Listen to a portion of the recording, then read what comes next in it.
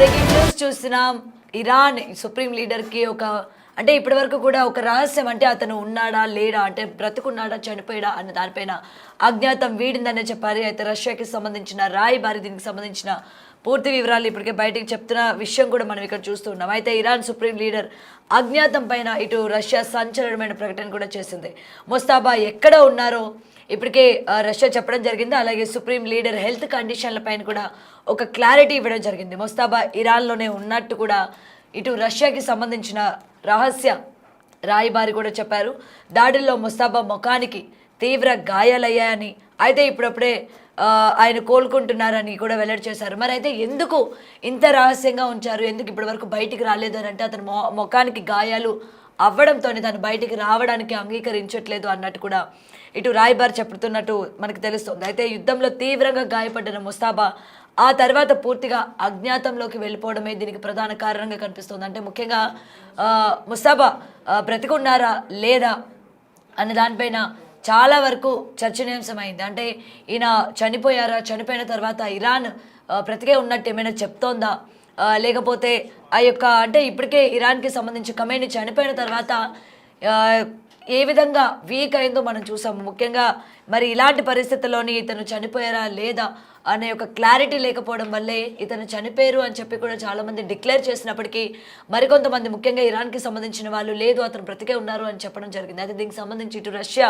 రాయబారి ఎవరైతే ఉన్నారో ఒక కన్ఫర్మ్ కూడా చేశారు. దీనికి సంబంధించిన ప్రకటన కూడా ఇవాళ రిలీజ్ చేయడం కూడా జరిగింది. అయితే ఇరాన్ సుప్రీం లీడర్ ముస్తాబా ఖమేనీ బ్రతికే ఉన్నారు అని, కాకపోతే ఈ యొక్క దాడిలోనే ఆయన ముఖానికి తీవ్ర గాయాలు అవ్వడం వల్లనే ఆయన బయటికి రాలేని పరిస్థితులు ఉన్నాయి, ముఖ్యంగా ఆయన నిరాకరిస్తున్నారు అని చెప్పి కూడా చెప్పినట్టు కూడా కనిపిస్తుంది. మరి దీనికి సంబంధించి పూర్తి అప్డేట్స్ తెలుసుకుందాం. మా ప్రతినిధి శివ ఫోన్ ఇన్లో ఉన్నారు.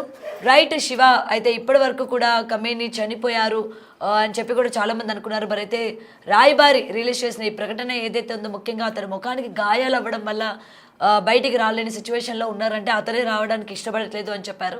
సో దీని గురించి అప్డేట్స్ ఏంటి శివ?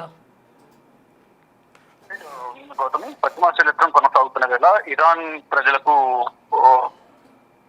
సుప్రీం లీడర్ ఖమేనీకి సంబంధించిన వార్త ఒకటి అధికారిక ప్రకటన చేశారు. ఆయన ఆరోగ్య సమస్యల గురించి, ఆయన పైన వస్తున్న ఏదైతే అపోహలు ఏవైతున్నాయో అన్ని కూడా మొత్తం అన్నిటికీ తెరదించుతూ రష్యా ఒక ప్రకటన కూడా విడుదల చేసింది. గతంలో అమెరికా అధ్యక్షుడు డొనాల్డ్ ట్రంప్ కొన్ని వ్యాఖ్యలు చేశారు. మేము చేసిన దాడిలో ముస్తాబా చనిపోయారంటూ కూడా కొన్ని వ్యాఖ్యలు చేసే నేపథ్యంలో ఇప్పటి వరకు కూడా ఎక్కడా కూడా ఫిబ్రవరి 28 జరిగిన దాడిలో America Iran supreme leader Ayatollah Ali Khamenei చనిపోయిన తర్వాత నెక్స్ట్ సుప్రీం లీడర్ ఆయనకు రెండవ కుమారుడు ముస్తాబా ఖమేనీ నియమిస్తారని కూడా ప్రచారం జరిగింది. తర్వాత 10 రోజుల తర్వాత అధికారికంగా ప్రకటించారు. కానీ అప్పటి నుంచి ఇప్పటివరకు ఎక్కడ కూడా అధికారిక కార్యక్రమాల్లో కానీ ఆయన వీడియోస్ కానీ ఎక్కడ కూడా అధికారికంగా లేటెస్ట్ ఎక్కడ కూడా కనిపించలేదు. కానీ పాత అంతా కూడా ఫైల్ ఫోటోస్ వీడియోస్ అంతా వాడుతూ ఉన్నారు. కానీ ఇప్పుడు అధికారికంగా ఆయన బ్రతికే ఉన్నారు.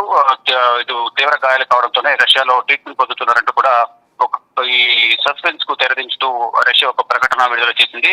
ముస్తాబా ఎక్కడ ఉన్నారో అని కూడా రష్యా తెలియజేసింది. అంటే ఆయన హెల్త్ కండిషన్ కు క్లారిటీ కూడా ఇచ్చింది. ముస్తాబా ఇరాన్ లోనే ఉన్నారంటూ కూడా రష్యా రాయబారి తెలియజేశారు.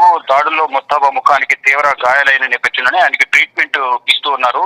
ఈ నేపథ్యంలోనే ఆయన ఆరోగ్యం అంతా కూడా బాగానే ఉందంటూ కూడా చెప్తున్నారు. ఇప్పుడిప్పుడే కోలుకుంటున్నారంటూ కూడా వెల్లడించారు. బయటకు వచ్చేందుకు ఆయన ఇష్టపడడం లేదంటూ కూడా రష్యా రాయబారి వెల్లడించారు. యుద్ధంలో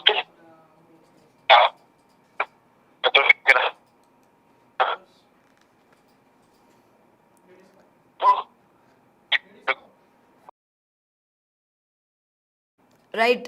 సో ఇప్పటికీ ఇరాన్కి సంబంధించి లీడర్ అజ్ఞాతం పైన రష్యా సంచలనమైన ప్రకటన బయటికి విడుదల చేసింది. అయితే ముస్తాబా ఎక్కడ ఉన్నారో వెల్లడించిన రష్యా ఈ నేపథ్యంలో అలాగే ఈ యొక్క సుప్రీం లీడర్ యొక్క హెల్త్ కండిషన్ గురించి కూడా రష్యా రాయబారి ఒక క్లారిటీ ఇవ్వడం కూడా జరిగింది. అయితే దాడుల్లో ముస్తాబా ముఖానికి తీవ్ర గాయాలయ్యాయని, ఇప్పుడిప్పుడే ఆయన కోలుకుంటున్నారని కూడా వెల్లడించారు. అయితే ముస్తాబా బయటికి వచ్చేందుకు నిరాకరిస్తున్నారు ముఖ్యంగా అని చెప్పి కూడా తెలుస్తోంది. మరి అయితే రహస్యంగా రష్యాకి తిరిగి వెళ్ళి ట్రీట్మెంట్ తీసుకుంటున్నారని సైతం కూడా ప్రచారం జరుగుతుంది. అయితే రష్యా రాయబారి ప్రకటనలో ఇప్పటికే మిస్టరీ వీడిందనే చెప్పాలి. సో చూడాలి, ఇప్పటికీ యుద్ధ వాతావరణం, అంటే యుద్ధానికి సంబంధించి మేము అంగీకరిస్తున్నాము ఆపడానికి అని ఒకవైపు మనకి ఇప్పటికే దీనికి సంబంధించిన ప్రకటన రావడం జరిగింది. మరి మరోపక్క ఇటు రష్యా దీనికి సంబంధించి అంటే ఇరాన్కి సంబంధించిన సుప్రీం లీడర్ బ్రతికే ఉన్నారు అని చెప్పి కూడా మరొక క్లారిటీ రావడం జరిగింది.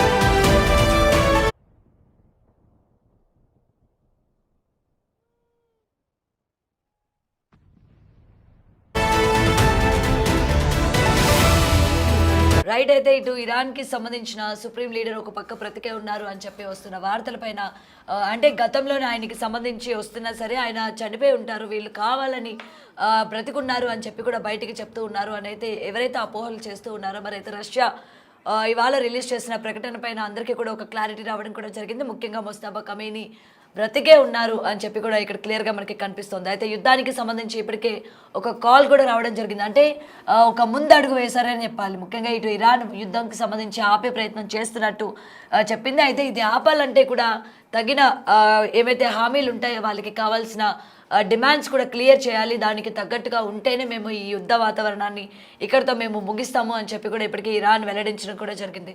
అయితే ఈ నేపథ్యంలోనే అటు ట్రంప్ కూడా యుద్ధం సంబంధించి మరికొన్ని రోజుల్లో యుద్ధం మేము కూడా ఆపుతాము అండ్ ఎటువంటి కండిషన్స్ ఇరు దేశాలు పెడతాయి అన్న వివరాలపైన కూడా ఇంకా పూర్తిగా తెలియాల్సి ఉంది. అయితే ఈ నేపథ్యంలోని ఇటు ముస్తాబా ఖమేనీ బ్రతికే ఉన్నారు అని తెలియడంతో మరొకసారి ఊపిరి పీల్చుకున్నారు.